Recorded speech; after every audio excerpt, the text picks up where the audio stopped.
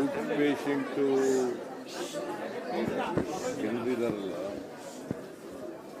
ಅವರು ಕ್ಯೂನಲ್ಲಿದ್ದರು ಅಡ್ಮಿಷನ್ ಆಗಿದ್ರು. ಅವರೆಲ್ಲರಿಗೂ ಕೆಲವ್ರಿಗೆಲ್ಲ ಮಾತಾಡಿಸ್ದೆ. ಬಟ್ ಅವರೆಲ್ಲ ಹೇಳ್ತಾರೆ ಡಾಕ್ಟ್ರುಗಳೆಲ್ಲ ಚೆನ್ನಾಗಿ ನೋಡ್ಕೊತಾ ಇದ್ದಾರೆ, ನಮಗೆ ತೊಂದರೆ ಇಲ್ಲ, ಊಟ ಎಲ್ಲ ಚೆನ್ನಾಗಿ ಕೊಡ್ತಾ ಇದ್ದಾರೆ ಅಂತೆಲ್ಲ ಹೇಳ್ತಾರೆ. ಬಟ್ ನಾನು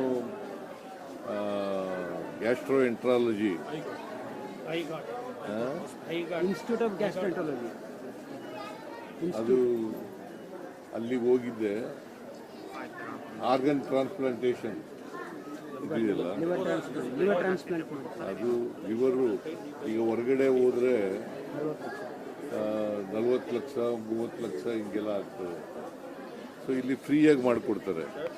ಸೊ ದಿ ಡಿಮ್ಯಾಂಡ್ ಈಸ್ ಇನ್ನೂ ಹೆಚ್ಚು ಮಾಡಬೇಕು ಅಂತಕ್ಕಂಥದ್ದು. ಈಗ 120 ಬೆಡ್ ಇದೆ, ಅದನ್ನು ಬೆಡ್ಡನ್ನು ಹೆಚ್ಚು ಮಾಡಬೇಕು ಅಂತಕ್ಕಂಥದ್ದು ಒಂದು ಪ್ರಪೋಸಲ್ ಇದೆ. 300 ಬೆಡ್ಡು ಹಾಸ್ಪಿಟಲ್ ಮಾಡಬೇಕು ಅಂತಕ್ಕಂಥದ್ದು ಪ್ರಪೋಸಲ್ ಇದೆ. ಅದನ್ನು ಸರ್ಕಾರ ಪರಿಗಣಿಸುತ್ತೆ.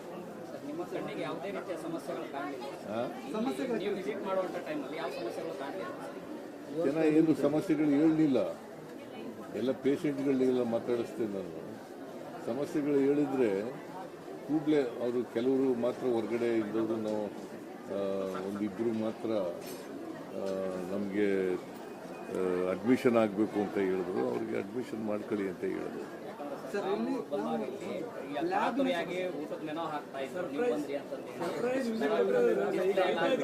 ಇದು ಸರ್ಪ್ರೈಸ್ ವಿಸಿಟ್, ಯಾರಿಗೂ ಗೊತ್ತಿಲ್ಲ, ಬಂದಿರೋದು ಯಾರಿಗೂ ಗೊತ್ತಿಲ್ಲ. ನಾನು ಇನ್ಫ್ಯಾಕ್ಟ್ ಇವತ್ತು ಇದಕ್ಕೋಗ್ಬೇಕಾಗಿತ್ತು, ಕೊಪ್ಪಳಕ್ಕೆ, ಹಟ್ಟಿಗೆ, ರಾಯಚೂರಿಗೆ ಹಟ್ಟಿ ಇದಕ್ಕೋಗ್ಬೇಕಾಗಿತ್ತು. ಮಳೆ ಇದ್ದದ್ರಿಂದ ಅಲ್ಲಿಗೆ ಹೋಗ್ಲಿಲ್ಲ. ನಾನು ಶರಣ್ ಪ್ರಕಾಶ್ ಇಲ್ಲೇ ಬೆಂಗಳೂರಿನಲ್ಲಿ ಇದ್ದದ್ರಿಂದ ನೋಡೋಣಪ್ಪ ಇಲ್ಲಿ ವಿಕ್ಟೋರಿಯಾ ಹಾಸ್ಪಿಟಲ್ಗೆ ವಿಸಿಟ್ ಮಾಡೋಣ, ಒಂದು ಸರ್ಪ್ರೈಸ್ ವಿಸಿಟ್ ಮಾಡೋಣ ಅಂತೇಳಿ ಬಂದಿದ್ದೀನಿ.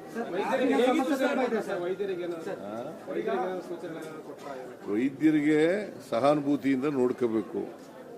ಇದು ಕಾಸು ಫ್ರೀಯಾಗಿ ಮಾಡ್ತಾ ಇರೋದ್ರಿಂದ ಒತ್ತಡ ಜಾಸ್ತಿ ಇರ್ತದೆ. ನೀವು ಸಹನೆಯಿಂದ ಇರಬೇಕು ಅಂತ ಹೇಳಿದ್ದೀನಿ. ಜೊತೆಗೆ ಫ್ರೀ ಮಾಡುವಾಗ ಯಾವುದೇ ಕಾರಣಕ್ಕೆ ಅವ್ರ ಹತ್ರ ₹1 ಕೂಡ ತಗೊಳ್ಬಾರ್ದು ಅಂತ ಹೇಳಿದ್ದೀನಿ.